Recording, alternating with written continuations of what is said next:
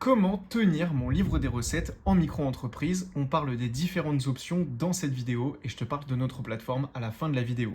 Tout d'abord, un livre des recettes, ça peut être tenu sur un cahier papier, tout simplement. Donc c'est le plus simple, tu as un carnet, tu notes tes encaissements. Le problème, c'est que les erreurs de calcul sont vite arrivées puisqu'il n'y a rien qui est automatisé. Tu fais tout à la main, donc c'est très facile de se tromper dans les calculs, de se tromper dans les lignes.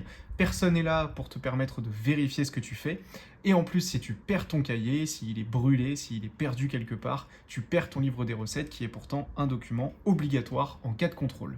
La deuxième façon de le faire, c'est Excel, mais ce n'est pas recommandé par l'administration, tout simplement parce qu'il est possible de modifier les lignes après coup, donc ça fragilise la valeur du document, et surtout c'est toi qui fais tout, la saisie, les formules, le total par trimestre, la vérification des seuils. Encore une fois, personne ne peut vérifier ce que tu fais, et si tu casses une formule en cours d'année, les totaux deviennent complètement faux et ton livre des recettes ne vaut plus rien.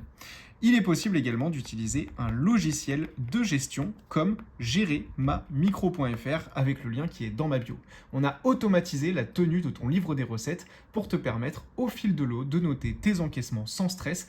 Et surtout chez Gérer Ma Micro, tu as une équipe qui vérifie ce que tu fais. Donc en cas de contrôle, on est là pour t'accompagner. Pour découvrir Gérer Ma Micro gratuitement, le lien est dans ma bio. Tu peux créer ton compte pour bien gérer ta micro.